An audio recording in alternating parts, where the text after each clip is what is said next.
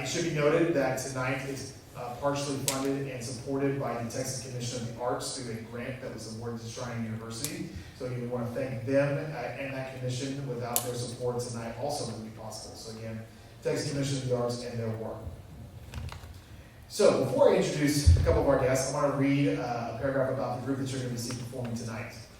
Montopolis is the name of the group. Montopolis is an indie chamber music group from Austin, Texas that performs the works of composer Justin Sherburn.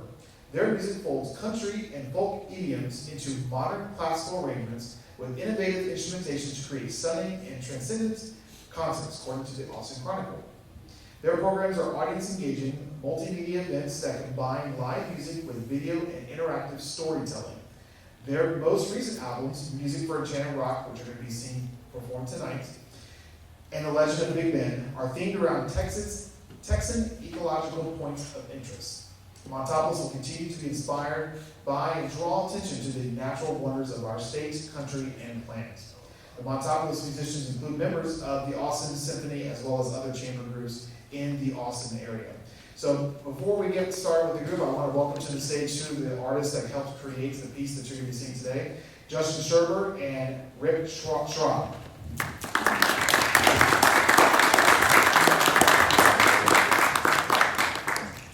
Thank you, gentlemen, for joining us.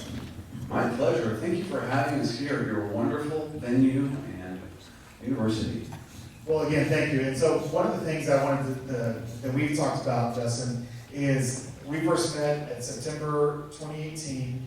I saw this performance that we're going to be seeing here in a second in Fredericksburg at the Fredericksburg Theater Company. And afterwards, just immediately talked to you about, we have to bring you here. And so I'm glad that it's happening. It was ever since that time that I was excited to get you here, and so it's happening. So again, I want to thank you for being here. So Justin, I wanted to start off with talking to you about kind of your just music background. A lot of what this Music Conversation series does is to talk about the backgrounds of musicians and how they get from point A to point B. So I want to kind of know your starts and how you got into this thing we call music. Well, it all started back in the day. Yeah, you know, I was not academically trained per se. I took a few classes. I started in junior college in Fort Worth, where I'm from. I did take piano lessons growing up, of course, but got really interested in sports and kind of left music and then got back into music as a teenager playing punk rock. I'm just going to zoom through the little history of Justin real quick. Punk rock, got a gig, got a job working in an Italian restaurant, and got to learn from a wonderful kind of Bill Evans era modern jazz pianist, Johnny Case, who was the regular piano player there. He gave me a gig on Monday night, so I started playing my first professional gig, ended up moving to Austin, where I played in restaurants and hotels. Got noticed by a band called Eight Souvenirs. They was played a lot of jazz hot, Django Reinhardt, they were kind of European swing. Nina Rota, yeah, Django Reinhardt, Sacramento Capelli. Toured with them for a few years, and then I was in. I couldn't do anything else because I got to be on a tour bus and travel. A lot of jazz background is what I'm hearing. Yeah, well, that's a start. It's a good entry point. It's a great way to learn your instrument and learn how to be a band leader and communicate and improvise. And just, to me, jazz is, well, it's a great American art form, but it's also a way to learn how to play and how to structure things and, you know, and just learn how to be a musician. So I did that, and then started my own jazz band that was more in the vein of like 20s and 30s, Fats Waller era, you know, Duke Ellington, that kind of thing. And also taught me a lot about being a band leader. And then I, you know, started working with filmmakers and theater, actually composing music. And that's a whole own, you know, set of things that you can learn from that. And then I got a gig with a folk rock group called Arvo River, and we toured for many years around the world. And you know, got to play in big venues and meet fancy rock stars and that kind of thing, and that was a lot of fun.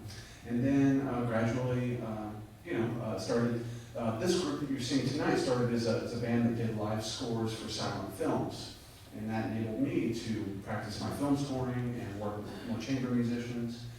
which is very exciting because when you have a drummer on stage, it kind of saps the need for counterpoint. So it's really exciting to work with chamber musicians and be able to write music that existed, on its own without a drummer just going boom, boom, boom, all night long. So and now we're doing these shows and doing touring around the state and having a good old time doing it. Well, I want to talk a little bit more about Montopolis and its kind of inception here, a little bit of Rip.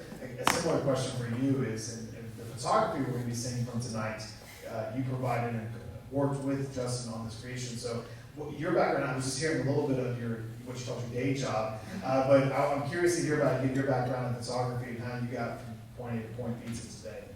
Sure. I am a full-time photographer, but I shoot motorsports for a living. I shoot 40 races a year, travel all over the country.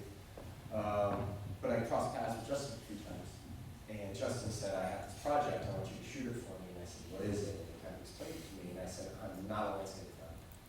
And he said, great, that's exactly what we need. We need a different look. So it was a lot of fun for me doing something completely out of my element. And the idea behind these photos that you'll see is that they're not the big glossy landscape photos. It's not the postcard that you're going to get when you go to Enchanted Rock. I spent 2 weekends out there, one with Justin and one on my own, just exploring and trying to capture the details. The piece is very much about the connections people make with Enchanted Rock, and I was trying to capture just those little moments of connection and see something or feel something. So that's what we're going to be seeing tonight, but this is definitely very far from what I do day to day. So Justin, you approached Rip about this, and so when it came to going back to the inception of Enchanted Rock, but then also this series of landscapes that you've written for in terms of Montopolis, what kind of started that passion to write music and to showcase this type of Texas landscape? A filmmaker named Ennio approached me about doing a soundtrack to a film called Yacona. And Yacona is about the San Marcos River. And I did a soundtrack that went into the film. And he knew that I performed these scores to silent films. And he said, why don't you do that with this new film that we did? Because there was no dialogue in the whole movie. It was just all beautiful images of Central Texas and the San Marcos River. So we did that, and it was a great success. And that was really inspiring, so I just thought, why not continue the series? And that immediately, I moved to Enchanted Rock. And because I wasn't collaborating with a filmmaker at first from the inception, originally, what I did is I just interviewed people. I'd go around and talk to friends and family and interview them on my phone and get their stories. And that was really the inspiration for each song, was their story and their relationship with Enchanted Rock. And then it just gradually morphed over time. We started incorporating a live narrator because it's much more engaging in a theater space rather than just listening to an audio clip. And that to me this piece is kind of like a living, breathing piece, because when I first saw it, there was no live narrator. It was the soundtrack would play, there would be the storytelling played to the track as you perform. Yeah. But tonight we'll have a narrator, which I want you to introduce in a little bit. But these are one of the first performances that you've had a live narrator, is that correct? Well, for Enchanted Rock, we started incorporating a narrator with our Legend of Big Ben piece. And it was just so wonderful because we had he's kind of a cowboy character who comes up on stage and tells people about the history of the Texas Rangers and bandito raids and all this wonderful, rich history and mythology from West Texas. And people just loved it. And it's so much more engaging than hearing that audio clip. So we're doing it with every show. We're touring the Living Coast show, which is about the Texas coast. We're touring with a scientist who delivers information, scientific information to the audience. And with this show, this is actually our first show. You're seeing the premiere tonight of our narrator, Amy Blumell, who will be joining us and telling you some things about Enchanted Rock. Wonderful, wonderful. So I think that, without further ado, I think it's time to get the piece. Is there anything else that you want to kind of prepare us for what we're going to be seeing tonight and hearing tonight? Yes, I will say this.